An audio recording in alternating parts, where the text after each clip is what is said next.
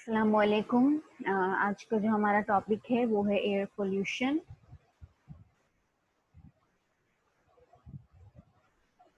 तो सबसे पहले तो ये समझ लें कि एयर क्या है, एयर की कॉम्पोजिशन क्या है और एयर से हमें जो है वो फ़वाइद क्या क्या हासिल है, एयर हमें एयर की प्रोविजंस क्या हैं and so on. Air is essential for life itself, without we could survive only a few minutes. ठीक है, ये बात आपको पता है। अगर हवा ना हो तो क्या आप जिंदा रह सकते हैं? आप चंद एक मिनट से ज्यादा जिंदा नहीं रह सकते। अगर आपकी जो है वो आपके लिए हवा को रोक दिया जाए या आपका जो दम घुट रहा हो, ठीक है, आप सांस नहीं ले पाएंगे अगर हवा मौजूद ना हो। इसी तरह हवा में जो मौजूद कॉन्स्टिट्यूएंट्स हैं, जो कॉम्पोजिशन है, वो भी वैसी ना हो जिसकी इंसानी बॉडी को नीड होती है, तब भी आपका सर्वाइवल जो है वो नामुमकिन हो जाएगा। It constitutes immediate physical environment of living organisms. न सिर्फ आपके लिए, न सिर्फ इंसानों के लिए, बल्कि जानवरों के लिए और दूसरे तमाम लिविंग ऑर्गेनिजम्स, प्लांट्स, ट्रीज, इन तमाम जो ऑर्गेनिजम्स हैं, इन सब के लिए भी हवा बहुत ज़रूरी है। ये आपको फिजिकल एनवायरनमेंट प्रोवाइड करती है जिसके अंदर आप सांस ले रहे हैं और जिसके अंदर आप जी रहे हैं। ये अगर हवा ना हो, देखिए हवा में सिर्फ ऑक्सीजन तो नहीं है ना स्टूडेंट्स, इसके अंदर आपका नाइट्रोजन है, इसके अंदर आपका कार्बन डाइऑक्साइड है, ये तमाम तमाम कॉम्पोजिशन है। और ऑर्गेनिजम्स को उनकी रिक्वायरमेंट के हिसाब से वो चाहिए होती है। हवा में ही मौजूद है कार्बन डाइऑक्साइड, ठीक है, वो चाहिए होती है प्लांट्स को। अगर कार्बन डाइऑक्साइड ना हो, एयर ना हो, कार्बन डाइऑक्साइड ना हो, तो प्लांट्स फोटोसिंथेसाइज कैसे करेंगे? जब वो फोटोसिंथेसिस नहीं कर पाएंगे तो फिर प्लांट्स ही नहीं होंगे आपके पास। प्लांट्स नहीं होंगे, आपकी पूरी फूड चेन डिस्टर्ब हो जाएगी, आपकी अर्थ पर लाइफ जो है वो पूरी नामुमकिन हो जाएगी। अच्छा, एयर की हम बात कर रहे हैं कि ऑक्सीजन होता है, कार्बन डाइऑक्साइड होती है एंड सो ऑन। तो ये इसको हम एटमॉस्फेयर भी कहते हैं। और एटमॉस्फेयर जो है हमारा स्टूडेंट्स, वो 4 डिस्टिंक्ट लेयर्स में मुश्तमिल है, जो कि है troposphere, stratosphere, mesosphere and thermosphere. ये 4 लेयर्स में आपका पूरा एटमॉस्फेयर मुश्तमिल है, ठीक है। यानी समंदर समंदर का जो लेवल है, सी लेवल है, वहां से लेकर जहां तक ऊपर तक आपका आसमान जा रहा है, उनको हमने 4 डिस्टिंक्ट लेयर्स में डिवाइड किया हुआ है या नाम दिए हैं। अच्छा, इन 4 के अलावा भी और एक दो और हैं जो डिस्टिंक्ट नहीं है, छोटी छोटी विद इन कैटेगराइज वाली लेयर्स हैं, ठीक है, उसको हम नहीं देखेंगे।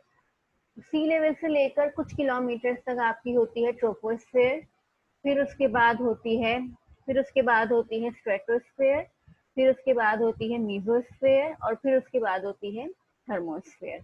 और फिर थर्मोस्फेयर से बाहर आप निकल जाएं एक्सोस्फेयर, और एक्सोस्फेयर के बाहर आपका अर्थ खत्म हो गया, आपका स्पेस शुरू हो जाता है।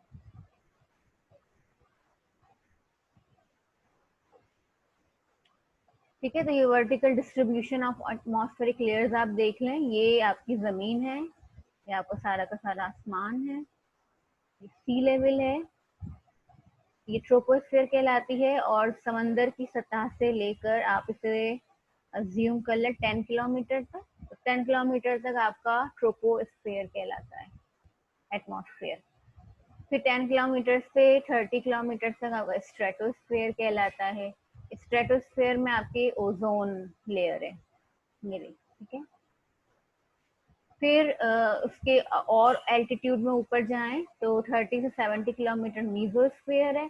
फिर 70 से और ऊपर जाएं 90 तक आपकी थर्मोस्फेयर है।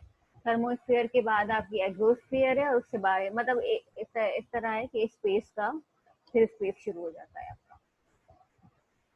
अच्छा, हर लेयर में अलग अलग जो हैं वो प्रोसेसेस और फिनोमिना चल रहे होते हैं।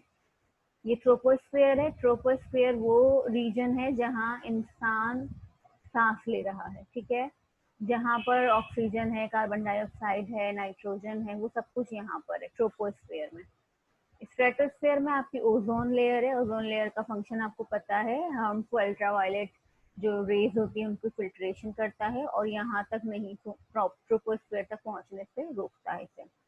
इसी तरह आपके जितने भी वेदर इवेंट्स बन रहे होते हैं, मेट्रोलॉजिकल इवेंट्स आपके जितने भी बन रहे होते हैं, बारिश होनी है या हेलिंग होनी है या स्नोफॉल होना है या टोर्नेडो बनना है या डस्ट स्टॉर्म आना है या इसके अलावा और क्या, साइक्लोन बनने हैं, हरिकेन्स बनने हैं, तेज हवाएं चलनी, ये सारे जो फिनोमेना हैं ये आपके होंगे ट्रोपोस्फेयर में। तो हमारा जो पोल्यूशन का कंसर्न भी है ना स्टूडेंट्स, वो यहीं से है, ट्रोपोस्फेयर से। यानी एयर पोल्यूशन जो हम पढ़ रहे हैं वो हमारी रिलेटेड टू ट्रोपोस्फेयर है, क्योंकि यहाँ तो एयर पोल्यूशन हो भी रही है तो इसका कोई इतना अमल दखल नहीं है, सिवाय इसके कि हमारी ओजोन लेयर जो है वो उसको नुकसान हो रहा है ग्रीन हाउस गैसेस से, CFCs वगैरह से। मेसोस्फीयर में तो पॉल्यूशन एक तो पहली बात तो जा ही नहीं रही, और अगर वहां पर किसी तरह आपके पॉल्यूटेंट्स चले भी जाते हैं तो उसका आपकी सेहत पर कोई इफेक्ट नहीं आता। आपकी सेहत पर कब इफेक्ट आएगा, जब ट्रोपोस्फेयर में एयर पॉल्यूशन होगी। ठीक है, तो ये नॉर्मल कॉम्पोजिशन है आपके एटमॉस्फेयर की। नाइट्रोजन होता है 78.1%, ऑक्सीजन आपका ऑलमोस्ट 21% होता है, कार्बन डाइऑक्साइड 0.03% होता है, और इसके अलावा जो चीजें हैं वो 0.07% होती है। अब वो क्या चीजें हैं, कुछ आपकी नोबल गैसेस होती हैं, xenon, krypton, argon, helium, methane होता है थोड़ा सा, कुछ कुछ सल्फर डाइऑक्साइड होता है। ये नॉर्मल कॉम्पोनेंट्स है स्टूडेंट, यानी फेवरेबल कंडीशन में विदाउट एनी पॉल्यूशन जो हेल्दी एयर होती है उसकी कॉम्पोजिशन ये होनी चाहिए। अच्छा, वाटर वेपर भी होता है, लेकिन हम ये ड्राई कॉम्पोजिशन की बात कर रहे हैं। वाटर वेपर वेरी करता है, मतलब पानी जो है वो वाटर वेपर भी होता है एयर में, लेकिन वो ह्यूमिडिटी जिसे कहते हैं हम, वो वेरी कर रही होती है, इसको इसलिए यहाँ पर हम नहीं लिखेंगे। तो एयर पोल्यूशन क्या है? Air pollution consist of gases, liquids or solid present in the atmosphere in high enough level to harm humans, other organisms and materials। ठीक है, कोई भी गैस हो, लिक्विड हो, सॉलिड हो, जो इनिशियली एयर में नहीं होना चाहिए लेकिन अब मौजूद है, और जो कि इंसानों, दूसरे जानवरों और मटेरियल्स इन सब के लिए खतरनाक हो, नुकसान पहुंचाए, तो वो एयर पोल्यूशन कहलाता है। देखिए, एयर पोल्यूशन का इफेक्ट जो है वो सिर्फ लिविंग ऑर्गेनिज्म, प्लांट्स पे या ह्यूमन पे या दूसरे एनिमल्स पे नहीं है, बल्कि आपकी मटेरियल्स पे भी है। मटेरियल्स में आपकी बिल्डिंग्स आ जाती हैं, मटेरियल्स में जो है वो आपके स्टेच्यूज आ जाते हैं, मोन्यूमेंट्स आ जाते हैं, इन सबको भी खराब करता है एयर पोल्यूशन। एयर पोल्यूशन तो एनी विजिबल और इनविजिबल पार्टिकल और gas found in the air that is not part of the original normal composition is air pollution। दिख रहा है पार्टिकल, नहीं दिख रहा, गैस है, ये सारी चीजें जो नहीं होनी थी, इनिशियली नॉर्मल कंपोजिशन में नहीं होनी थी लेकिन अब मौजूद है, तो वो आपकी क्या कहलाएगी? एयर पोल्यूशन कहलाएगी। कार्बन डाइऑक्साइड का लेवल है 0.03%, ये इतनी है तो ठीक है, ज्यादा है तो फिर वो पॉल्यूशन कहलाएगी। अच्छा, ये एयर पॉल्यूशन जो है होती है चंद एयर पॉल्यूटेंट्स से। पॉल्यूटेंट्स, कंटेमिनेंट्स, वो केमिकल, वो फिजिकल पार्टिकल्स, वो बायोलॉजिकल पार्टिकल्स, वो केमिकल पार्टिकल्स जिससे एयर पोल्यूशन हो रही है, जो इंसानों, जानवरों और मटेरियल चीजों को नुकसान पहुंचा रहे हैं, उनकी सोर्सेस एंड क्लासिफिकेशन को देख लेते हैं।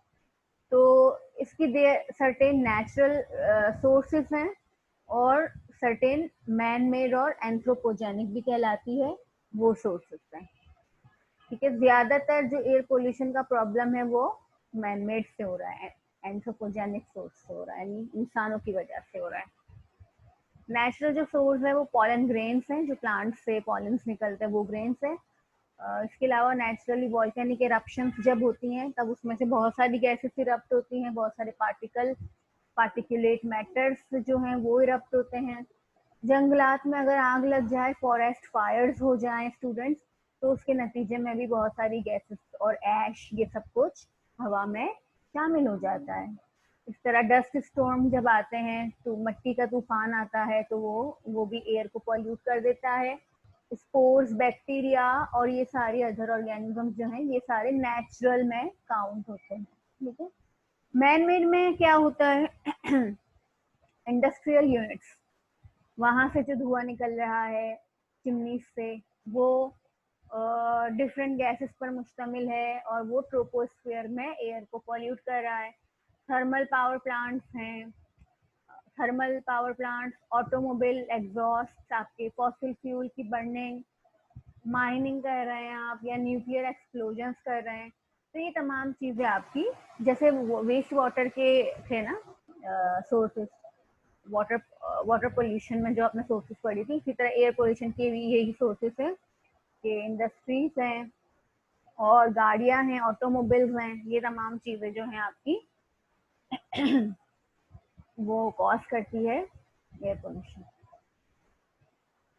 अच्छा, क्लासिफिकेशन की जब बात करें तो there are certain primary pollutants, ये एयर, और certain are secondary air pollutants.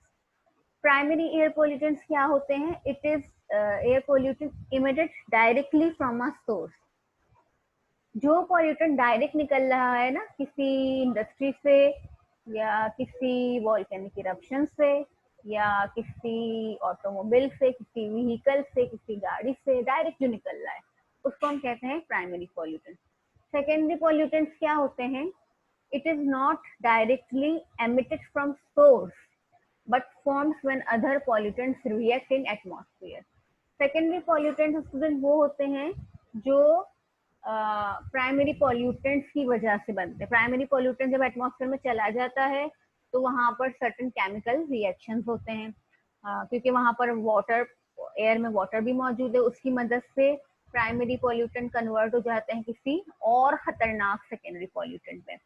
या फिर वहां पर फोटोकेमिकल रिएक्शन होते हैं, लाइट मौजूद है ना वहां पर, तो लाइट की वजह से भी कुछ जो है वो प्रोसेसेस, केमिकल रिएक्शन स्टार्ट हो जाते हैं और प्राइमरी पॉल्यूटेंट जो है वो अब और खतरनाक सूरत हाल इख्तियार कर लेता है और खतर मॉडिफाई हो जाता है और सेकेंडरी पॉल्यूटेंट बन जाता है। ये देखें। अच्छा, हमने बात की there are certain natural sources आपके एयर पॉल्यूटेंट्स की। तो ये नेचुरल में आपका एक वॉल्केनो बना हुआ है, इरप्ट हो रहा है, उसमें से कुछ पॉल्यूटेंट्स निकल रहे हैं। ठीक है। इस तरह मैन मेड में आपकी ये गाड़ी भी आ जाती है, ये इंडस्ट्री भी आ जाती है। जो मैन मेड एंथ्रोपोजेनिक है, ह्यूमन मेड है, इंसानों की वजह से है, अननेचुरल है, वो इसमें आ जाती है। ठीक है। फिर उसके बाद है मोबाइल सोर्स और स्टेशनरी सोर्स।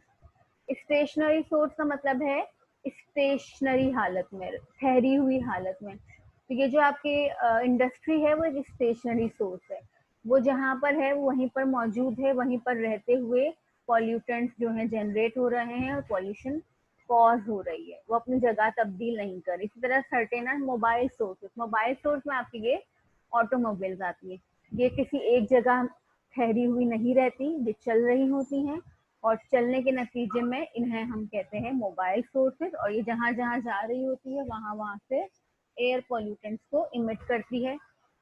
अच्छा, ये है प्राइमरी पॉल्यूटेंट्स। प्राइमरी पॉल्यूटेंट्स हमने डिस्कस कर लिया, वो पॉल्यूटेंट्स जो डायरेक्टली प्रोड्यूस हो रहे हैं, डायरेक्टली एमिट हो रहे हैं। तो इसमें आपके पास कार्बन मोनोऑक्साइड है, कार्बन डाइऑक्साइड है, सल्फर डाइऑक्साइड है, NO, NO2, most hydrocarbon and most, बहुत सारे मतलब ऐसे प्राइमरी पॉल्यूटेंट्स हैं। फिर उन्होंने क्या किया, एटमॉस्फेयर में ही रहते हुए जो है वो कन्वर्जन हो गई, इनकी रिएक्शंस हो गए और वो सेकेंडरी पॉल्यूटेंट्स में कन्वर्ट हो गए और खतरनाक सूरत हाल अख्तियार कर ली।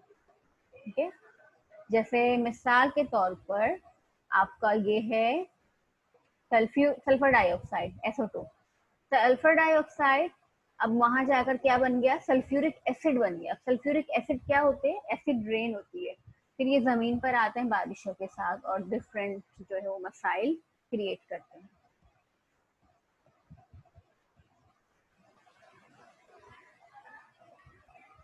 अच्छा, सोर्सेज जो हैं परसेंटेज वाइज देख लेते हैं कि ह्यूमन मेड जो सोर्सेज हैं इनमें कौन सा सेक्टर कितनी एयर पोल्यूटेंट्स को जो है रिलीज कर रहा है, कितने और पोल्यूशन में इसका कंट्रीब्यूशन है। सबसे जो बड़ी सोर्स है वो आपकी ट्रांसपोर्टेशन है, गाड़ियां हैं आपकी, आपके एयरप्लेन्स हैं, आपकी शिप्स हैं, ठीक है, ये ट्रांसपोर्टेशन में आते हैं और ये है 57%। उसके बाद आपके जो हैं इंडस्ट्रियल प्रोसेसेस के नतीजे में आपका 12% जो है वो एयर पॉल्यूटेंट जो है वो रिलीज होते हैं। अच्छा, इसके अलावा 21% वहां से होते हैं जहाँ फ्यूल आपका फ्यूल कंबस्ट हो रहा हो, फ्यूल जल रहा हो। वो फ्यूल आप चाहे इंडस्ट्री में जला रहे हो, घरों में जला रहे हो, किसी और मकसद से जला रहे हो, 21% वहां से आएगा। देखिए, ट्रांसपोर्टेशन में भी फ्यूल ही बर्न हो रहा है जिसकी वजह से आपके एयर पॉल्यूटेंट्स जनरेट हो रहे हैं, लेकिन यहाँ फ्यूल कंबस्टन वो सेक्टर है जो ट्रांसपोर्टेशन के अलावा जो आप फ्यूल बर्न कर रहे हैं ना डिफरेंट पर्पजेस के लिए, जैसे एनर्जी प्रोडक्शन के लिए, इलेक्ट्रिसिटी बनाने के लिए, सो ऑन, तो वो वाला फिर 21% में आपका काउंट होगा। इसके अलावा मिसलिनियस से 10%, यानी इन इन चीजों के अलावा भी कोई सोर्स हो सकती है जिसकी वजह से जो है वो पॉल्यूटेंट जनरेट हो जाए, जैसे कहीं आग लग गई, आग लगा दी गई, एक्सप्लोजन किए गए, टेररिज्म हो गई, ठीक है, तो इन चीजों के नतीजे में भी एयर पॉल्यूटेंट्स यानी गैसेस जो है वो प्रोड्यूस हो सकती हैं। तो मेन सोर्स क्या है? ऑटोमोबाइल्स, गाड़ियां हैं आपकी, मोटर व्हीकल द्वारा are a major source of air pollution throughout the urban area, खासकर अर्बन एरियाज में जो है, शहरों में, ये बहुत बड़ी वजह है एयर पोल्यूशन की। दे इमिट हाइड्रोकार्बन्स रिलीज करते हैं, ये कार्बन मोनोऑक्साइड करते हैं, लेड निकलता है, नाइट्रोजन ऑक्साइड होता है उस धुएं में, पर्टिकुलेट मैटर्स स्टूडेंट पार्टिकल्स होते हैं। पर्टिकुलेट मैटर अक्सर देखें, अगर आपकी आंखों का एंगल और सन रेस का एंगल इस तरह हो कि आपको नजर भी आ रहे होते हैं, उसमें एशेस की तरह सूरज की रोशनी में नजर भी आ रहे होते हैं कि इसमें कुछ पार्टिकल्स हैं, तो वो पर्टिकुलेट मैटर होते हैं, ठीक है। अच्छा, in strong sunlight, certain of these hydrocarbons and oxides of nitrogen may be converted in the atmosphere into photochemical pollutants of oxygen, ठीक है। अब मैंने वही बात की, प्राइमरी में, ये प्राइमरी आपके थे, फिर हवा में, एटमॉस्फेयर में, ट्रोपोस्फेयर में जाकर उन्होंने रिएक्शंस किए, फोटोकेमिकल रिएक्शन की, यानी सनलाइट की प्रेजेंस में जो रिएक्शंस होते हैं फोटोकेमिकल कहलाते हैं, तो उनके नतीजे में आपके और खतरनाक प्रोडक्ट्स आपको मिलेंगे। In addition, diesel engines, when misused or badly adjusted, are capable of emitting black smoke and malodorous fumes.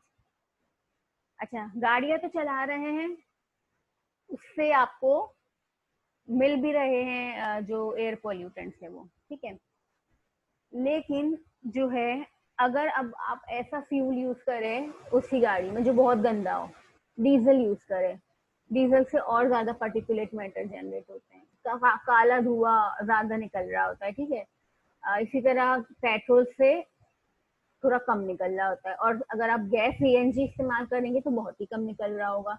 ये आप सिर्फ उसके जो स्मोक है उसको देख के भी अंदाजा लगा सकते हैं। तो जितना काला स्मोक होगा उसका मतलब ये है कि इतनी ज्यादा उसके अंदर पर्टिकुलेट मैटर्स मौजूद है, इतना ज्यादा वो अनहेल्दी है, इतना ज्यादा उसमें एयर पॉल्यूटेंट्स मौजूद है। तो अच्छी फ्यूल यूज करेंगे तो ये वाला मसला थोड़ा कम हो जाएगा।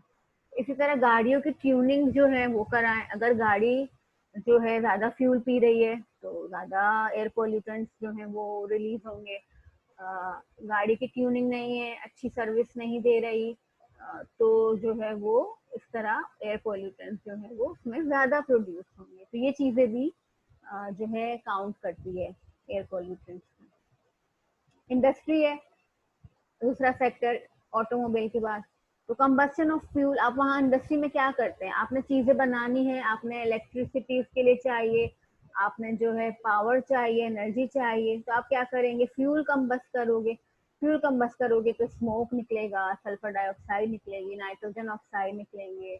कोई पेट्रोकेमिकल इंडस्ट्री है तो वहाँ हाइड्रोजन फ्लोराइड, हाइड्रोक्लोरिक एसिड, और ये सारी चीजें उस इंडस्ट्री की चिमनी से निकल रही होगी।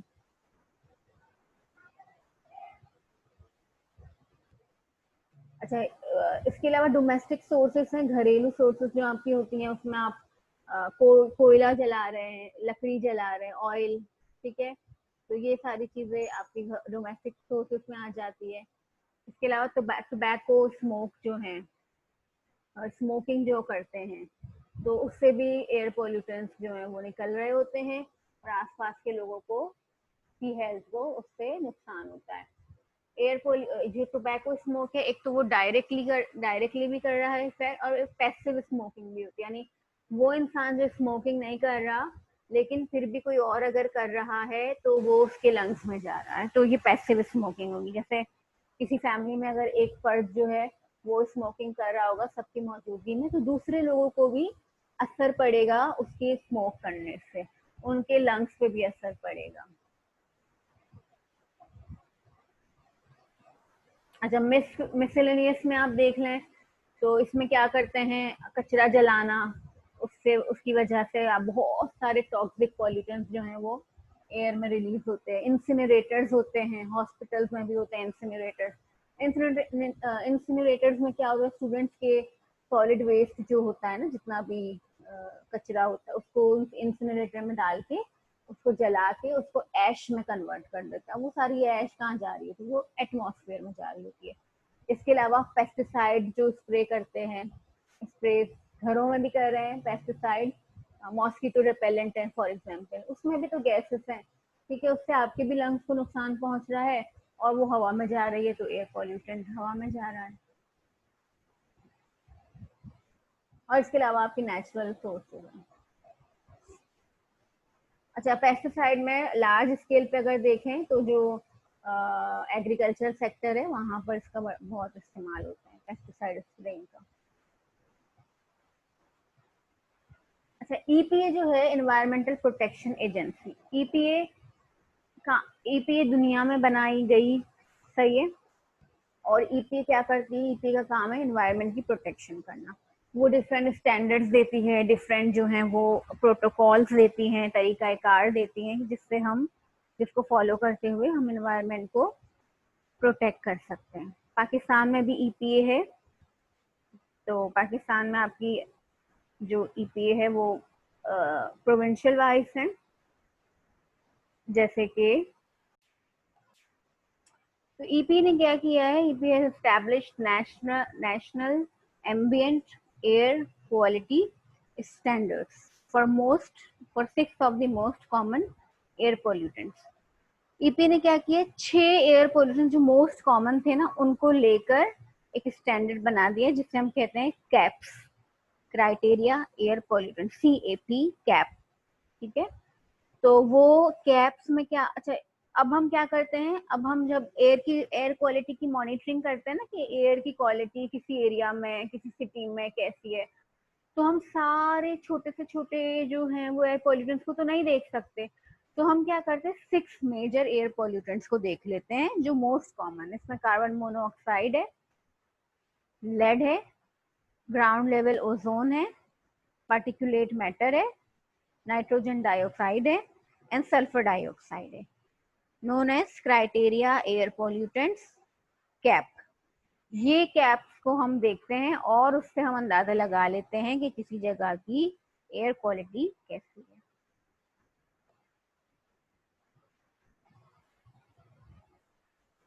ठीक है, यही आपके अच्छा, ये जो है ये आपके प्राइमरी एयर पॉल्यूटेंट्स भी हैं। तो particulate matter, sulphur dioxide, nitrogen oxide, volatile organic compounds, carbon monoxide and lead.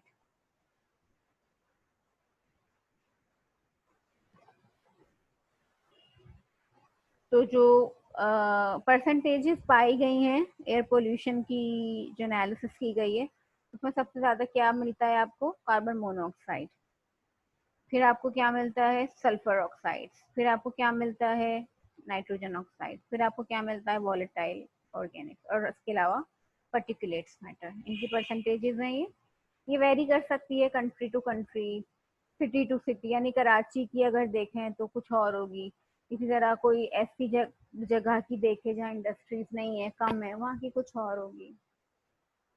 एक ही कराची में ही डिफरेंट टाउन्स हैं, जिस टाउन में इंडस्ट्रीज होंगी वहाँ की कुछ और होगी, जिस टाउन में रेजिडेंशियल एरिया ज़्यादा होंगे, पार्क्स ज़्यादा होंगे, वहाँ की कुछ और होगी। सही, तो हम डिस्कस कर चुके हैं ना कि ट्रांसपोर्टेशन और इंडस्ट्रियल प्रोसेसेस है ये वो, ठीक है। यानी ये जो पॉल्यूटेंट्स है ना, ये वाले, ये ट्रांसपोर्टेशन से इतने परसेंट आ रहे हैं, फ्यूल कंबस्शन से इतने परसेंट आ रहे हैं, इंडस्ट्रियल प्रोसेसेस से इतने परसेंट आ रहे हैं।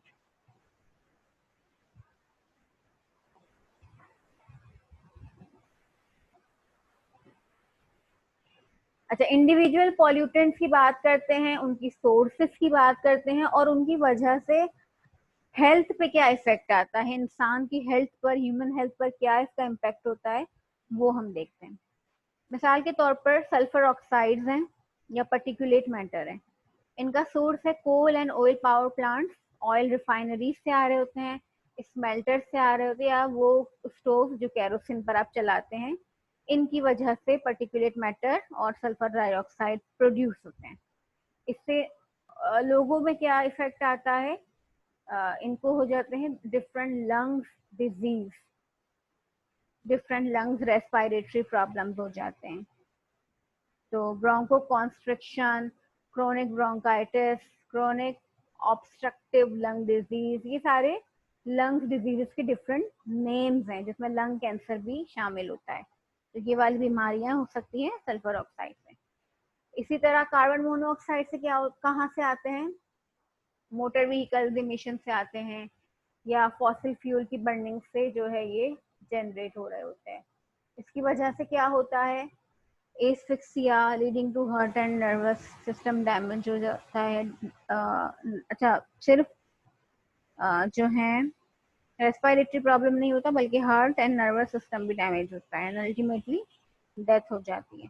एस्फिक्सिया का मतलब ये है कि ऑक्सीजन की सप्लाई बॉडी को कम जा रही होती है। हमें ऑक्सीजन तो पूरी मिल रही होती है, लेकिन चूंकि उसमें कार्बन मोनोऑक्साइड बहुत ज्यादा आ रही होती है, तो कार्बन मोनोऑक्साइड ऑक्सीजन को रिप्लेस करके आ जाती है, और हमारी बॉडी से ऑक्सीजन जो है वो कम होना शुरू हो जाती है, जिसकी वजह से हमारा हार्ट, दिल मुतासर होता है, नर्वस सिस्टम जो है वो मुतासर होता है। ये कार्बन मोनोऑक्साइड, इसीलिए ये वजह है कि रात को जो है घरों में हीटर चला के नहीं सोना चाहिए, क्योंकि कार्बन मोनोऑक्साइड बहुत ज्यादा इससे जनरेट हो रही होती है। जहां पर भी कंबस्शन होगी, इनकम्प्लीट कंबस्शन होगी, वहां पर कार्बन मोनोऑक्साइड जनरेट होती है। अब कार्बन मोनोऑक्साइड जो है वो साइलेंट किलर होती है, पता ही नहीं लग रहा होता, और इंसान अपने सोते सोते ही, मतलब नींद में ही उसकी मौत वाकई हो जाती है। अच्छा, ये आप लोग देख लीजिएगा, डिफरेंट पॉल्यूटेंट्स की डिफरेंट सोर्सेज हैं, और इनकी वजह से होने वाले डिफरेंट प्रॉब्लम। अच्छा, एयर पोल्यूशन से जो सबसे ज्यादा प्रॉब्लम होती है वो यही होती है कि आपका रेस्पिरेटरी सिस्टम मुतासर होता है, उसके बाद आपका जो है वो दिल दिल मुतासर होता है, और आपका नर्वस सिस्टम, दिमाग, वो मुतासर हो रहा होता है। अदर पॉल्यूटेंट्स की बात करते हैं। Other pollutants, students, other pollutants में आपका क्या आएगा, मतलब जो भी हमने कैप्स की बात की ना, प्राइमरी पॉल्यूटेंट, उनके अलावा जो होते हैं वो अदर पॉल्यूटेंट्स होते हैं।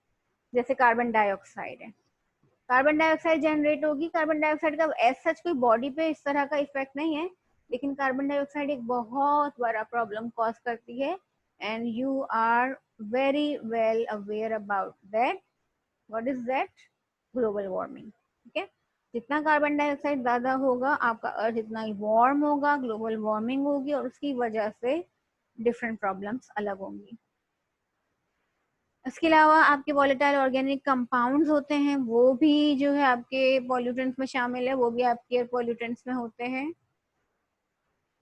Toxic metals, lead, cadmium, copper, ये डिफरेंट इंडस्ट्री से निकल रहा होता है, इसके भी आपकी हेल्थ पर जो है वो कार्सिनोजेनिक इफेक्ट्स होते हैं। कार्सिनोजेनिक से मुराद ये कैंसर कॉजिंग इफेक्ट्स आते हैं आपकी बॉडी पर। इसके अलावा CFC, जो ओजोन लेयर को डिप्लीट कर रहा है ना, वो CFC होता है, chlorofluorocarbon.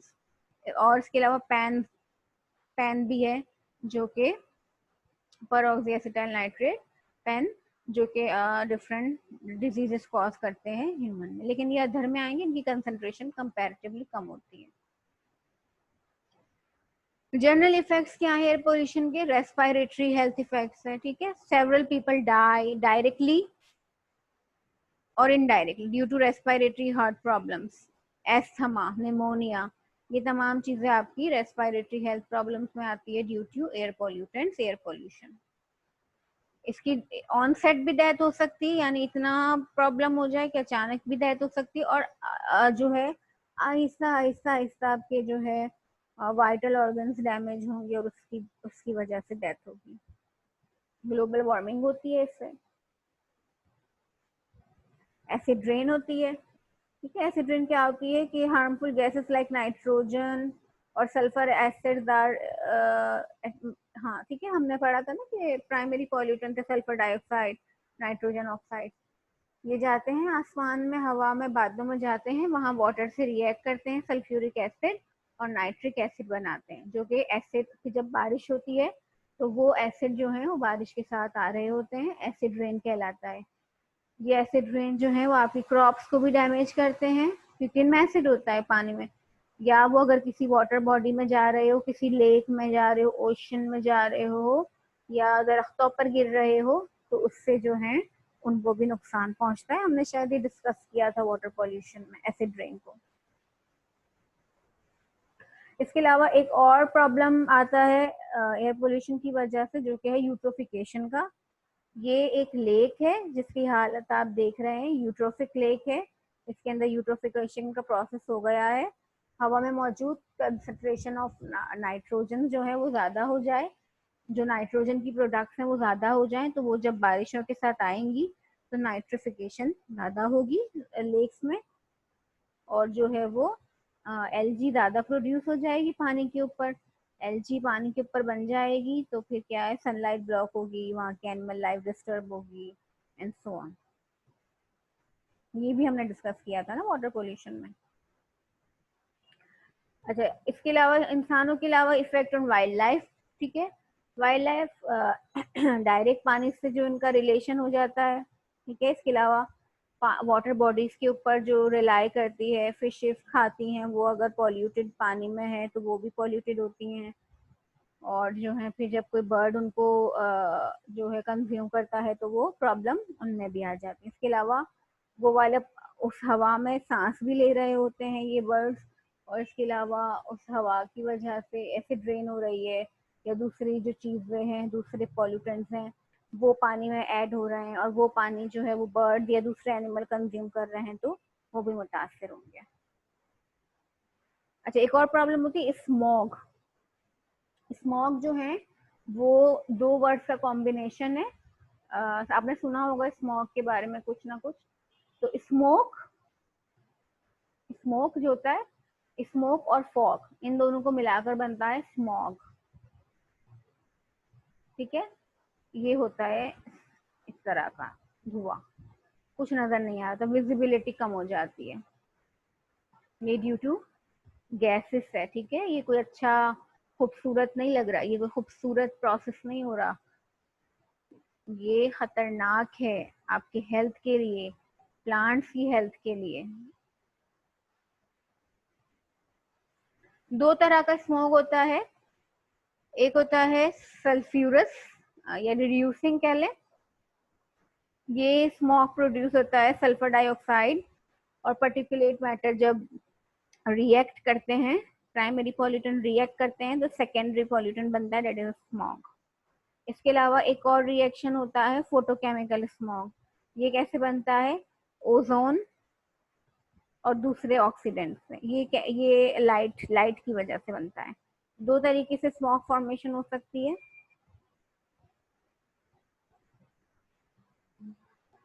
First smog related death were in London इन 1873, ठीक है। सबसे पहला जो स्मॉग का बड़ा इंसिडेंट है वो रिकॉर्ड हुआ 1873 में, और 500 अफराद की जो है वो डेथ कॉज हो गई, क्योंकि स्मॉग जो है वो ग्राउंड लेवल पर सारे पॉल्यूटेंट्स आ जाते हैं, बिल्कुल जमीन अर्थ सरफेस के साथ, और आपने उसी में मूव ऑन करना होता है, घूमना होता है, फिरना होता है, तो आप उसी जहरीली हवा में सांस लोगे तो फिर इस तरह के कॉन्सिक्वेंसेस तो होंगे। स्मॉग क्या करता है, लिमिट्स विजिबिलिटी, आपको जो है वो नजर भी नहीं आ रहा था कुछ फॉग स्मॉग की वजह से। डिक्रीज यूवी रेडिएशन, स्मॉग की वजह से जमीन तक जो है वो यूवी रेडिएशन भी नहीं पहुंच पा रही होती।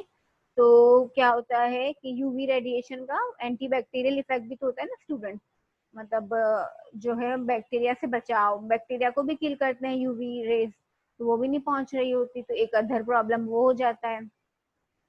येलो कलर का या ब्लैक कलर का जो है वो धुआं पूरी सिटी पर फैल जाता है जहां पर स्मॉग हो, तो ये येलोइश टू ब्लैकिश हो सकता है। आपकी आईज में इरिटेशन होगी, मतलब फर्स्ट ऑनसेट जो होगा वो आईज में इरिटेशन होगी, और उसके बाद फिर जिस तरह का इंसान है, कमजोर है, उसके ऊपर ज्यादा इफेक्ट आएगा, बहुत कमजोर है तो उसकी डेथ भी कॉज हो सकती है। फैक्टर्स अफेक्टिंग ह्यूमन हेल्थ, अच्छा ये जो एयर पोल्यूटेंट्स होते हैं स्टूडेंट्स, इनका हर इंडिविजुअल पर अलग तरीके से इम्पैक्ट आता है, जरूरी नहीं है कि सबके सब एक ही तरह से जो है वो इसका इम्पैक्ट आए सब पर। तो ये डिपेंड करता है नेचर ऑफ द पॉल्यूटेंट्स पर, कि पॉल्यूटेंट कौन सा आ रहा है, नेचर क्या है उसकी, बहुत ज्यादा खतरनाक है, कम खतरनाक है, कार्सिनोजेनिक है, नहीं है, ठीक है। इसी तरह सेकंड है कंसंट्रेशन ऑफ द पॉल्यूटेंट, खतरनाक तो है वो लेकिन उसकी कंसंट्रेशन कितनी है, अगर बहुत कम कंसंट्रेशन है तो हो सकता है कि इसका इम्पैक्ट ना आए, और अगर कोई एक ऐसा पॉल्यूटेंट है जो वैसे तो खतरनाक इतना नहीं है लेकिन उसकी कंसंट्रेशन ही इतनी ज्यादा है कि अब वो आपकी बॉडी पर नुकसान करेगा। ड्यूरेशन ऑफ एक्सपोजर कितना है, ठीक है, यानी आप उस पॉल्यूटेंट से कितनी देर तक एक्सपोज हो रहे हैं, जितनी देर तक एक्सपोज होंगे उतना इफेक्ट आपकी बॉडी पर ज्यादा आएगा, उतना इम्पैक्ट आपकी बॉडी पर ज्यादा आएगा। State of health of receptor, जो रिसेप्टर है यानी वो शख्स जो एक्सपोज हो रहा है इस पॉल्यूटेंट से, उसकी जो हेल्थ कंडीशन है वो क्या है। ऑलरेडी अगर वो जो है उसके लंग्स खराब हैं तो फिर तो उसके ऊपर बहुत ही बुरा इम्पैक्ट आएगा, उसकी इम्यूनिटी कम है तो फिर उसके ऊपर बहुत बुरा इम्पैक्ट आएगा। हाँ, वो बहुत ज्यादा हेल्दी है, उसके लंग्स स्ट्रांग है, तो उसके ऊपर फिर इन एयर पॉल्यूटेंट्स का इम्पैक्ट जो है वो कम आएगा। फिर इसी तरह age group of the receptor है, ठीक है, बच्चों पर जो है ज्यादा इफेक्ट आएगा, बूढ़ों पर इसका ज्यादा इफेक्ट आ सकता है, जो यंगेस्ट है उनके ऊपर कम आएगा, इसी तरह उनका हेल्दी होना भी जरूरी है। तो ये डिफरेंट फैक्टर्स हैं जो बताते हैं कि किसी भी एक पॉल्यूटेंट का हर इंसान पर, हर इंडिविजुअल पर, हर एनिमल पर अलग अलग तरह का इम्पैक्ट आ रहा होता है। एयर पोल्यूशन को डिवाइड करते हैं हम दो में, एक इंडोर एयर पोल्यूशन होती है और एक होती है आउटडोर एयर पोल्यूशन।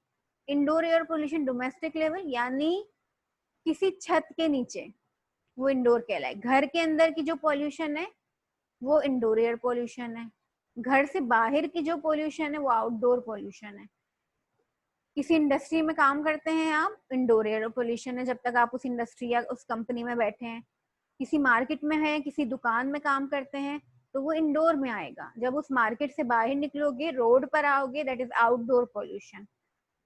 इसी तरह जो है किसी भी मतलब किसी शेल्टर के अंदर आप जब तक हैं और उस जगह रह रहे हैं, उस जगह पर टाइम एक्सपेंड कर रहे हैं, तो वहां आपकी इंडोर एयर पोल्यूशन कहलाएगी, और बाहर वो आपकी आउटडोर पोल्यूशन कहलाएगी। ये इंडोर एयर पोल्यूशन की कुछ पिक्चर्स हैं, ठीक है, ये घरों की हैं, ऑफिसेस की हैं।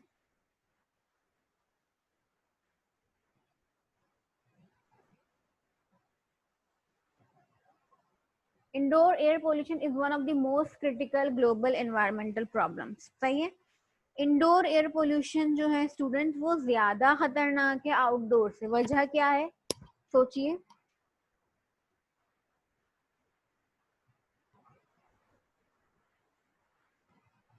रीजन इज दैट कि आप अपनी जिंदगी का ज्यादातर हिस्सा जो है वो इंडोर गुजार रहे होते हैं।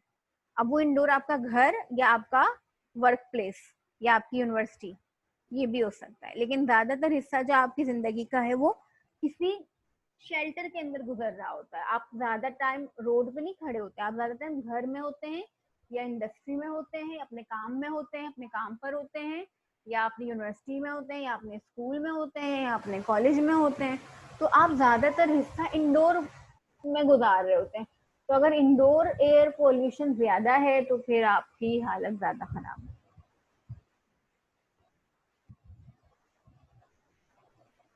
Rural people in developing countries में रिसीव एज मच। अच्छा, ये वाला मामला जो है, जो देहातों में लोग रहते हैं ना, उनका ये ज्यादा प्रॉब्लम इंडोर एयर पोल्यूशन का। उनका आउटडोर का नहीं है प्रॉब्लम, वहाँ गाड़ियां नहीं चल रही, वहाँ जो है वो इंडस्ट्रीज नहीं है, लेकिन वहां पर घरों में जो है वो फ्यूल जो है आपकी, वो बहुत गंदी फ्यूल इस्तेमाल हो रही है, और वहाँ लोग घरों में जो रह रहे हैं उनकी सेहत पर उसका इम्पैक्ट ज्यादा आ रहा है। तो रूरल जो कम्युनिटीज हैं वहां पर इंडोर का बहुत बड़ा मसला है। According to WHO, World Health Organization, around 3 billion people still cook and heat their homes using solid fuels in open fires and leaky stoves. ठीक है, 3 बिलियन ऐसे अपराध हैं जो सॉलिड फ्यूल यूज कर रहे हैं, लकड़ी जला रहे हैं, गोबर जला रहे हैं, ठीक है, ये चीजों को इस्तेमाल कर रहे हैं घरों में अंदर। अबाउट 2.7 बिलियन बर्न बायोमास, कोल इस्तेमाल कर रहे हैं। तो ये क्या करता है, डैमेज कॉज करता है घरों में रहने वालों पर। इन poorly ventilated dwellings, indoor smoke can be 100 times higher than acceptable level. अच्छा, जो बच्चे हैं और औरतें हैं, विमेन एंड यंग चिल्ड्रन, वो ज्यादा मुतासर हैं। ये हम वहां की बात कर रहे हैं, किसी भी इंडोर की बात करें, सही है, इंडोर में, क्योंकि जो वुमेन है और बच्चे हैं वो ज्यादातर घरों में रह रहे होते हैं, उनका टाइम ज्यादा स्पेंड हो रहा होता है घरों में, उनके जो आवर्स हैं वो ज्यादा काउंट आवर्स जो है, ज्यादा आवर्स के लिए वो घरों में होते हैं, कुछ देर के लिए बाहर जाते हैं। तो अगर इंडोर एयर पोल्यूशन का लेवल खतरनाक हद तक है तो बच्चे और औरतें वो ज्यादा मुतासर होती हैं इंडोर एयर पोल्यूशन से। अच्छा, ये सर्टेन इंडोर एयर पोल्यूटेंट्स हैं और ये उनकी सोर्सेस हैं। मिसाल के तौर पर पार्टिकुलेट मैटर है, ये टोबैको स्मोक से आ रहा होता है, स्टोव चूल्हों से आ रहा होता है, या फिर एरोसोल स्प्रेज वगैरह से आ रहा होता है। ये आप देख लीजिएगा।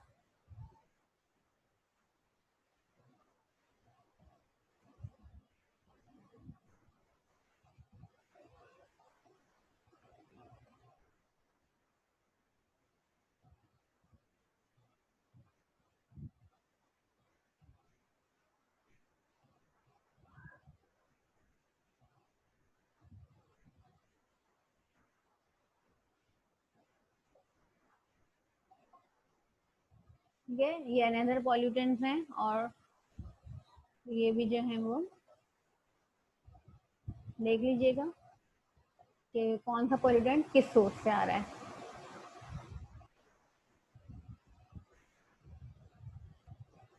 ये देखें, स्मोकी कुकिंग फ्यूल्स, ये हालत है।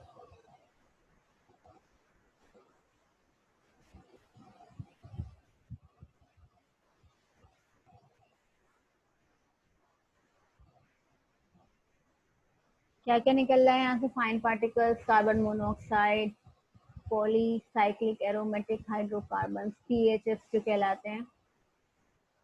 और ये कितना क्लोज कांटेक्ट हो रहा है।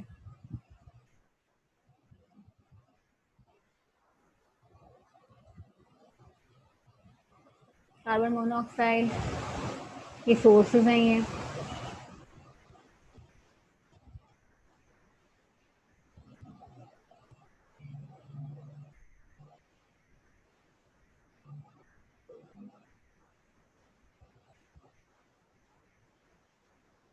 सेकेंड हैंड टोबैको स्मोक, वही पैसिव स्मोकिंग की हम बात कर रहे थे, कि जो है वो डायरेक्टली इंसान जो है वो तो नहीं कर रहा होता स्मोकिंग, लेकिन आसपास कोई कर रहा होता है, मदर से बेबी में भी ये प्रॉब्लम आता है, या कोई साथ में जो है स्मोक कर रहा होता है, तो पैसिवली जो है दूसरा बंदा भी उसके जो है इम्पैक्ट झेलता है।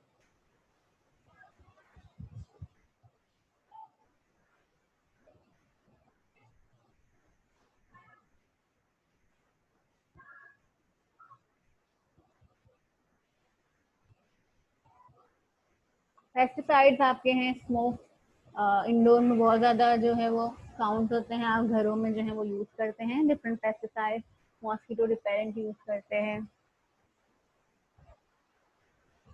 दीमक के स्प्रेज होते हैं, मच्छरों के होते हैं, मक्खियों के होते हैं, या डिफरेंट जो लिजर्ड्स हैं, कॉकरोचेस हैं, इन सबको किल करने के लिए आप डिफरेंट पेस्टिसाइड्स यूज़ करते हैं स्कूलों में, घरों में, ऑफिस में, हर जगह पर।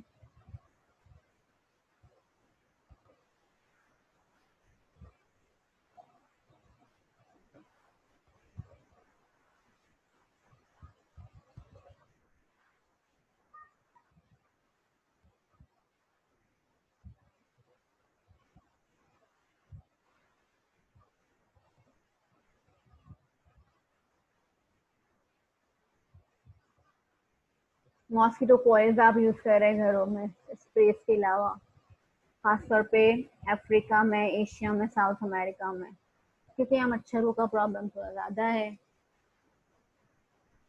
तो ये क्या करता है, long term exposure link to asthma, ठीक है, ज़्यादा अरसे के लिए जो है वो। अच्छा, आप देखिए घर में कॉइल जलाते हैं अगर या स्प्रे करते हैं, तो कुछ लोग जो होते हैं उनको ज़्यादा प्रॉब्लम हो रहा होता है, कुछ को पता भी नहीं होता। तो हर इंसान की जो अपनी इम्यूनिटी कैपेबिलिटी होती है, लेकिन नुकसान तो है इसका सब पर। किसी पर जो है वो फौरन उसका असर नजर आने लगता है, किसी पर देर से असर आना शुरू होता है।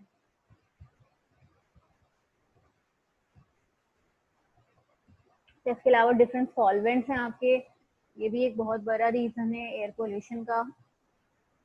सॉल्वेंट्स में आप पेंट्स आपके बनते हैं, पॉलिशिंग मटेरियल है आपका, मार्कर है, हेयर स्प्रे है, परफ्यूम्स हैं, ठीक है, थिनर है, या नेल पॉलिशेस हैं। तो ये सब क्या है, इनमें सॉल्वेंट्स होते हैं, वॉलेटाइल ऑर्गेनिक कंपाउंड्स होते हैं, एरोमेटिक हाइड्रोकार्बन्स होते हैं, अल्कोहल्स होता है, एल्डिहाइड्स होते हैं, कीटोन्स होते हैं। तो ये सारी चीज़ें स्प्रे जब आप करते हैं, तो फिर परफ्यूम्स हैं, ये सब क्या होता है, इसमें भी ये तमाम केमिकल मौजूद हैं जो कि इंडोर एयर पोल्यूशन में काउंट होते हैं।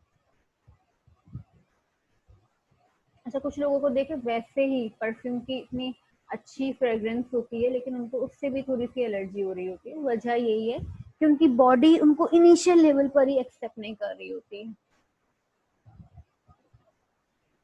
क्योंकि उसके अंदर इस तरह की चीजें, केमिकल्स मौजूद है। आपका सर दर्द शुरू हो जाएगा या आपको आंखों में जलन होगी, तो ये तो फौरी ऑनसेट जो आपको रिजल्ट आता है ये वो होता है, और लॉन्ग टर्म में तो इसके और बहुत सारे इफेक्ट्स आ रहे होते हैं। अच्छा, इसके अलावा बायोलॉजिकल पॉल्यूटेंट्स भी होते हैं। ये तो केमिकल की बात हो गई ना, बायोलॉजिकल में बैक्टीरिया ये सब भी आता है। कहाँ से, डस्ट माइट्स हैं, मोल्स हैं, एनिमल डेंडर है, यानी अगर कोई घर में जानवर पाले पले हुए हैं तो उनके बाल झड़ते हैं, स्किन, उनकी स्किन, बिल्लियां हैं, उनकी स्किन या बाल वो का मसला होता है, उसके अंदर बैक्टीरिया होता है, वो भी हम सांस लेते हैं तो हमारे अंदर जा रहे होते हैं।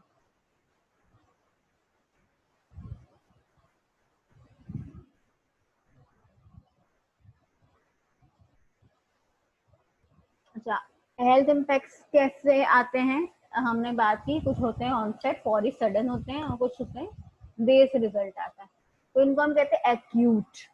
एक्यूट वो इम्पैक्ट्स हैं जो कि फौरन फौरन से जाहिर हो जाएं। तो क्या होता है, फौरन से क्या जाहिर होता है, खांसी आ गई, छींकें आ गई, आइस में जलन हो रही है, नोज में जलन हो रही है, या गले में जलन हो रही है, ठीक है। तो ये सारी चीजें आपकी एक्यूट में आती है। इसके अलावा होता है क्रॉनिक। क्रॉनिक आता है लॉन्ग टर्म, यानी लॉन्ग टर्म आप उस बहुत अरसे तक किसी पॉल्यूशन से एक्सपोज हो रहे हैं, वैसे आपको उसकी एक्यूट जो सिम्टम्स है वो भी आ गए, और लॉन्ग टर्म उसका बड़ा डैमेज ज्यादा खतरनाक होता है, ये लंग कैंसर तक भी जा सकता है। समटाइम्स कुछ लोगों में एक्यूट जो है वो जाहिर नहीं होता, डायरेक्ट क्रॉनिक होते हैं। कुछ लोगों में एक्यूट भी जाहिर होते हैं और क्रॉनिक भी होते हैं, और कुछ लोगों में सिर्फ एक्यूट हो रहे होते हैं, क्रॉनिक नहीं हो रहे होते। और फिर बात आती है आउटडोर एयर पोल्यूशन की, सही है। तो world wide it is estimated that 1.3 million people, more than half of them in developing countries, die every year from urban pollution, okay। 1.3 million अफराद सही है, हर साल मर जाते हैं। अभी तो ये थोड़ा पुराना है, अभी और ये फिगर बढ़ गया होगा। और आधे से ज्यादा जो डेवलपिंग कंट्रीज है वहां पर ये प्रॉब्लम फेस करने को आ रहा है। तो लोगों का जो है वो डेथ हो जाती है आउटडोर एयर पोल्यूशन की वजह से। तो आउटडोर एयर पोल्यूशन हमने डिस्कस कर लिए। ओजोन है, पर्टिकुलेट मैटर है, नाइट्रोजन ऑक्साइड हैं, सल्फर डाइऑक्साइड हैं, ठीक है, ये सारे एयर पॉल्यूशन मेजर।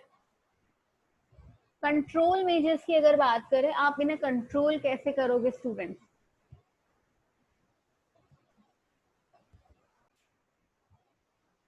तो कंट्रोल मेजर्स में है, अच्छा, एटमॉस्फेयर के अपने कुछ नेचुरल प्रोसेसेस हैं जिसकी वजह से जो है वो ये जो नेचुरल पोल्यूशन होती है वो नेचुरली जो है वो कवर हो जाती है। एटमॉस्फेयर खुद ब खुद उसका हल निकाल लेता है और क्लीन कर देता है एटमॉस्फेयर। उसमें क्या होता है, डिस्पर्जन है, ग्रेविटेशनल सेटलिंग है, बैठ जाते हैं पॉल्यूटेंट, एब्जॉर्ब हो जाते हैं, या बारिश जब होती है तो हवा से वो वॉश आउट हो जाते हैं।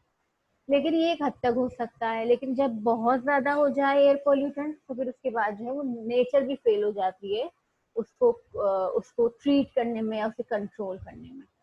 तो हम क्या कर सकते हैं एयर पोल्यूशन को कंट्रोल करने के लिए? यहाँ पर कुछ थोड़ा सा लिखा हुआ है, इसके अलावा भी आप बहुत कुछ कर सकते हैं। यूजिंग अनलेडेड पेट्रोल, ऐसा पेट्रोल यूज करें जिसकी क्वालिटी अच्छी हो, जिसमें लेड शामिल ना हो। खैर अब तो लेडेड जो पेट्रोल है वो नहीं आते, अब अनलेडेड ही आते हैं, उसमें लेड शामिल नहीं होता। पहले जो पेट्रोल आता था उसमें बहुत ज्यादा लेड होता था, अब नहीं होता। Using fuels with low sulphur and ash content, ऐसी फ्यूल यूज करें जिसके अंदर सल्फर कम हो, एश कंटेंट कम। Encouraging people to use public transport, walk और use a cycle as opposed to private vehicle. सही है, आप या तो वॉक करें, आप बाइक्स ना यूज करें, आप साइकिल यूज करें और आप पब्लिक ट्रांसपोर्ट यूज करें।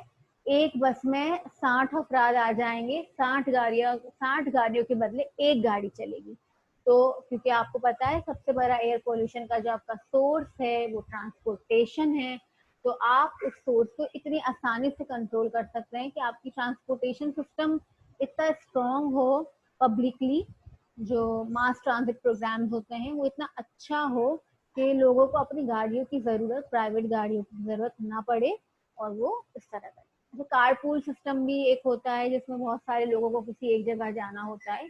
जैसे हमारे यहाँ हम वैन्स का सिस्टम है, तो कारपूल सिस्टम यही होता है। तो वो एक ही जगह अगर जाना होता है तो बजाय अपने अपने सब अलग अलग कन्वेंस करे, एक ही गाड़ी में बैठकर सब एक जगह पहुंच जाते हैं। Ensure that houses, schools, restaurants, and playgrounds are not located on busy streets. सही है। Plant trees along busy streets as they remove particulates like carbon dioxide and absorbance. Plantation या vegetation तो हर मसले का हल है। ज्यादा दरख्त लगाएं, जितने ज्यादा दरख्त लगाएंगे इतने ज्यादा एयर पोल्यूटेंट जो है वो प्लांट एब्जॉर्ब कर लेंगे और आपकी सेहत पे असर कम होगा। प्लांट्स का एक फायदा ये भी होता है, अगर स्ट्रीट पर लगाए तो नॉइज भी बहुत ज्यादा जो है वो प्लांट्स एब्जॉर्ब कर लेते हैं, तो नॉइज पॉल्यूशन से भी आप बच जाते हैं। अच्छा जी, industries and waste disposal site should be situated outside the city. Industrial जो सेक्टर होता है वो, या जो आपकी सिटी का वेस्ट डिस्पोजल फैसिलिटी है वो शहर से दूर होनी चाहिए, ताकि लोगों में एटलीस्ट जो है वो इसका इम्पैक्ट ना, एनवायरमेंट पे तो आ रहा होगा लेकिन जो एक डायरेक्टली इम्पैक्ट जो लोगों पर आ रहा होता है वो बहुत हद तक कम हो जाएगा अगर इंडस्ट्री आपकी रेजिडेंशियल एरियाज में नहीं होगी बल्कि शहर से दूर होगी। Catalytic converter should be used to help control. अच्छा, कैटालिटिक कन्वर्टर एक तरह का डिवाइस होता है जो गाड़ियों में लगाया जाता है। इससे क्या होता है, जो गाड़ियों से स्मोक प्रोड्यूस होता है वो हवा में डिस्पोज ऑफ, मतलब धुआं निकलने से पहले ही उसके एंड पर वो धुआं फिल्टर हो जाता है कैटालिटिक कन्वर्टर से, और उसमें जो है वो हार्मफुल जो प्रोडक्ट्स हैं जो धुएं में होती है वो लेस हार्मफुल में कन्वर्ट होकर फिर इन्वायरमेंट में जा रही होती है। तो आप इस तरह की डिवाइसेस भी अपनी गाड़ियों में यूज कर सकते हैं।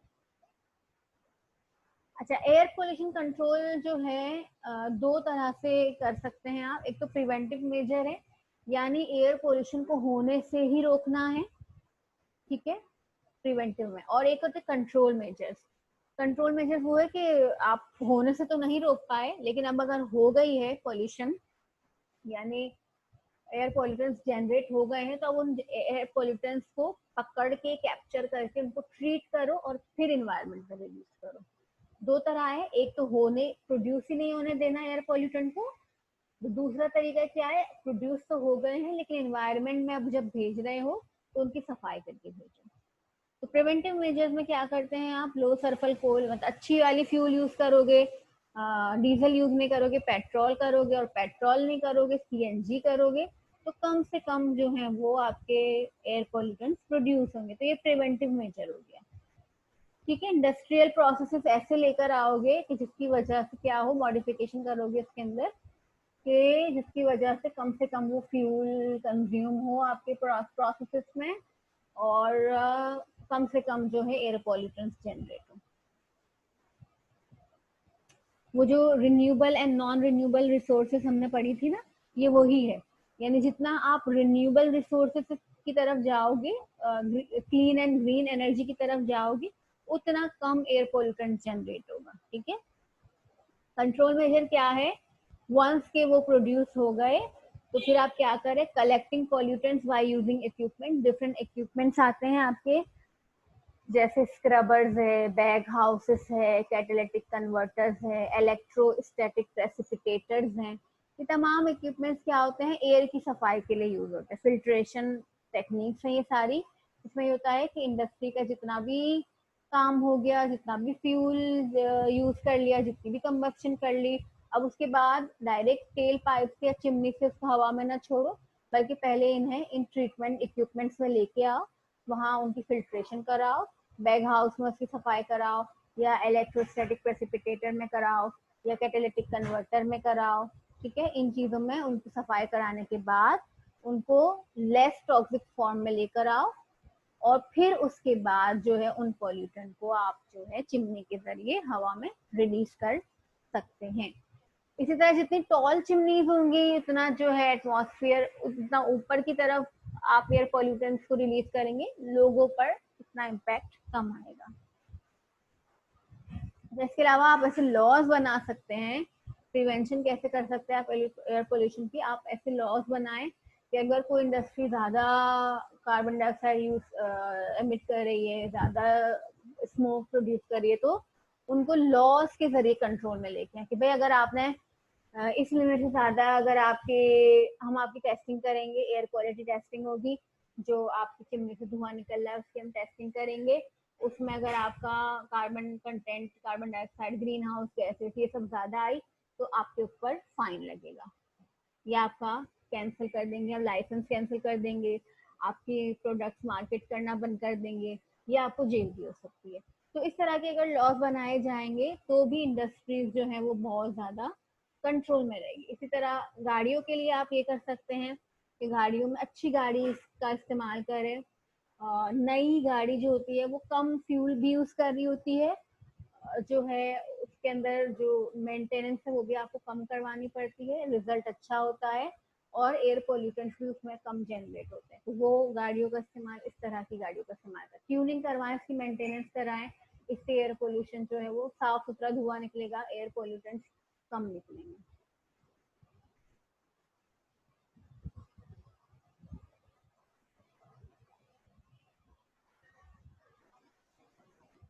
मॉनिटरिंग कैसे करते हैं आप एयर पोल्यूशन की, एक इंडेक्स बनाया गया है AQI, एयर क्वालिटी इंडेक्स, जिसकी रीडिंग होती है 0 to 500। तो हवा में मौजूद एयर पोल्यूशन की जो मेजरमेंट की जाती है, और उस मेजरमेंट के हिसाब से कुछ पॉइंट्स उसको दिए जाते हैं, और वो पॉइंट्स बताते हैं कि एयर क्वालिटी कैसी है। हर जगह का होता है, आपकी कराची का आप देखना चाहें उसका भी देख सकते हैं, किसी भी लोकल वेदर जो आपका साइट होती है वहां से भी आपको मिल जाएगा। मिसाल के तौर पर अगर रीडिंग आ रही है 0 to 50, तो उसका कलर कोड होगा ग्रीन, यानी क्वालिटी एयर की कैसी है, गुड है। ये इस तरह इंडेक्स वैल्यू 0 to 50 है, यानी कि क्वालिटी गुड है। या ये 0 to 50 कैसे पता चला, ये हवा में मौजूद एयर पॉल्यूटेंट्स की मेजरमेंट करने पर पता चला कि कितने परसेंट कार्बन डाइऑक्साइड है, कितने परसेंट मीथेन आ रहा है, कितने परसेंट ओजोन आ रहा है, या नॉक्स या सॉक्स आ रहे हैं, ये वो मेजर करके दिखाते हैं कि ये इस तरह है। तो गुड है, तो इसमें एडवाइजरी है कि कोई मसला नहीं है, आप मूव ऑन करें आसानी से। 51 से 100 है, तो उसका नाम मॉडरेट क्वालिटी है, एयर क्वालिटी जो है वो मॉडरेट है, वो येलो कलर से जो है वो जाहिर किया जाएगा। ठीक है, और इसमें क्या होगा कि people who are unusually sensitive to ozone में एक्सपीरियंस रेस्पिरेटरी सिम्टम्स, यानी नॉर्मल लोगों को कुछ नहीं होगा, लेकिन कुछ लोग जो ज्यादा सेंसिटिव इंडिविजुअल्स हैं उनके ऊपर इसका इफेक्ट आ सकता है। 101 टू 150 ऑरेंज कलर से जो है वो डिस्प्ले होगा और अनहेल्दी फॉर सेंसिटिव ग्रुप। ठीक है, children, active adult, people with respiratory disease, asthma जो है, अस्थमा है अगर उन्हें, तो ऐसी ऐसी एयर क्वालिटी में वो बाहर ना निकले। 151 टू 200 है तो अनहेल्दी है, रेड होगा। तो everyone should limit prolong outdoor exertion, यानी हर किसी को, चाहे कि वो एस्थमिक हो या ना हो, चाहे कि वो वल्नरेबल हो या ना हो, वो लिमिट करे, वो बाहर ना जाए जब कभी आपका सराउंडिंग रेड रेड डिनोट हो रहा हो। फिर 200 1 to 300 पर्पल है, और सबसे खतरनाक है ज़ारडस आपकी 500 है, मरून कलर से दिखाई जाएगी। Everyone should avoid all physical activity outdoor, बिल्कुल भी बाहर जाने की जरूरत नहीं है। अच्छा, एक ही शहर में एक मैप बना हुआ होगा, उस मैप में कहीं ग्रीन कलर नजर आ रहा होगा, कहीं येलो आ रहा होगा, कहीं ऑरेंज आ रहा होगा, कहीं रेड आ रहा होगा, कहीं पर्पल आ रहा होगा, कहीं मरून आ रहा होगा। तो ये तमाम एक ही इलाके में भी ये वेरी कर सकते हैं। तो सिर्फ कलर देख के आप बता सकते हैं कि भाई इस एरिया का जो है वो अच्छा रिजल्ट आ रहा है, इस एरिया का नहीं आ रहा, एंड सो ऑन।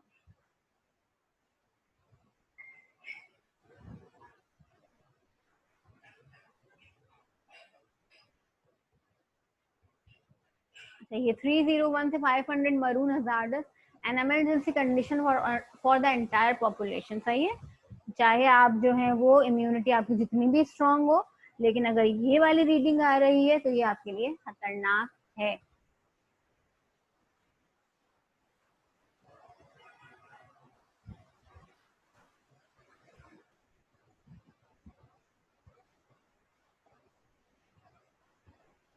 अच्छा, एक छोटा सा ब्रीफ इंट्रोडक्शन था आपका, बहुत ही ब्रीफ किया हुआ ये मैंने, वरना ये बहुत डिटेल्ड टॉपिक है